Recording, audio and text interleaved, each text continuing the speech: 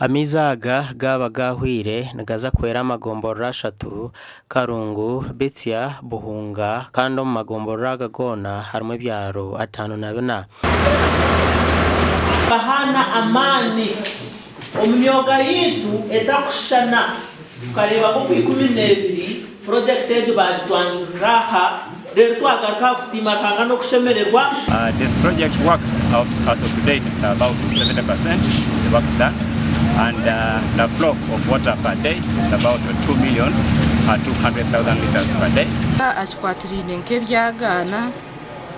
ente zitu beno usanga omusana gwazwa munonga nosanga amizi gayoma usanga nzinywe byagana kandi usanga cyaretere ente zitu zarwara munonga. Bilioni 25 nizo zitebekanisiwa gukora project age. Karungu sub county tukabasanga Karungu ya kabiri nambere abantu bagambire iyo twenda orugudo titwenda amezi habwo kuba akasente kabo ko kubasumbusa kakozereki kagumira abiro abantu bitugamwene mukugira ngo numuza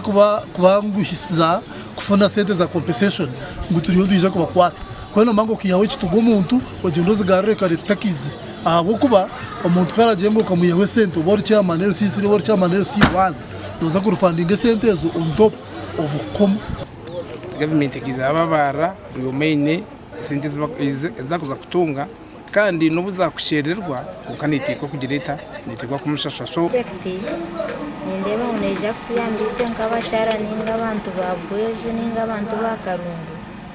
aha byamagara kujangwa amagara gitu gagume garumarungi akujangwa ameze n'amagara ebyona bimanyuro mu rukiko rutebekanisiwa ba ministry y'amizi nebyo bahangwa orubira hambuga nkuru ze gomborora ya Karungu gasha kwa Juliet Charles Sima.